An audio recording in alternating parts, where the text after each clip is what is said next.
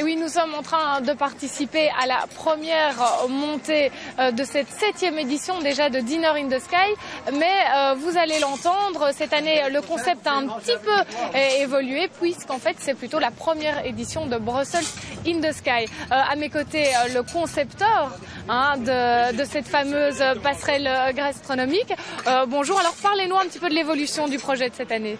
Alors le projet cette année, en fait Dinner in the Sky existe depuis 7 ans et c'est vrai que cette année-ci, la particularité, c'est qu'on a décidé de mettre vraiment la gastronomie bruxelloise à l'honneur, de profiter de cet outil qui a vraiment une notoriété assez incroyable et qui attire beaucoup les médias pour mettre nos chefs étoilés bruxellois en avant et cette gastronomie. Donc c'est la première édition effectivement d'un festival qu'on souhaiterait annuel où pendant un mois, 7 chefs étoilés bruxellois vont interpréter la culture gastronomique d'un pays invité, en l'occurrence cette année l'Irlande, présidence européenne oblige.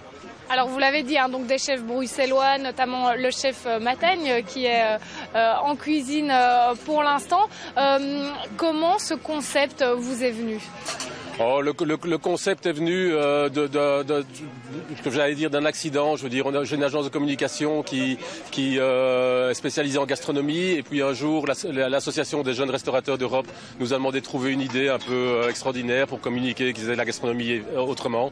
Et donc voilà, on est arrivé avec ce concept. Et puis j'ai rencontré mon associé qui lui était spécialisé dans toutes les attractions liées aux grues. Et donc ensemble, on a développé le concept. Mais je pense que sa notoriété, on la doit beaucoup aux chefs. C'est eux qui ont fait connaître ce concept de par le monde à travers leur talent. Alors, mais donc on le rappelle, c'est bien une idée belge, bruxelloise même.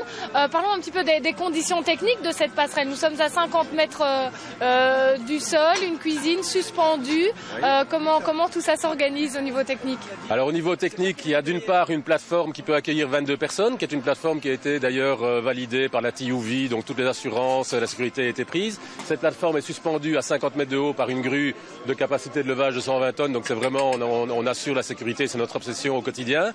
22 personnes autour, 5 personnes au centre, le chef souvent et 2 sous-chefs qui préparent à manger devant les gens.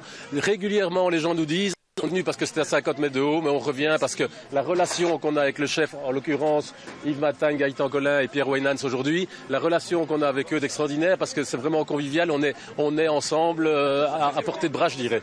Alors, cette année, vous l'avez dit, le festival va durer un mois avec 2 dîners servis par jour. Alors, un lunch et 2 dîners, donc 3 fois 22, 66 personnes qui pourront se régaler dans le ciel quotidiennement et ça dure jusqu'au 30 juin.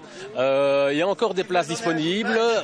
Il suffit d'aller sur le site www.dinnerinthesky.be et de là, on est tout de suite, on peut s'inscrire. On va vers la billetterie de Visite Brussels et on voit les dernières places qui sont disponibles. Voilà. Merci beaucoup. Voilà, le rendez-vous est pris.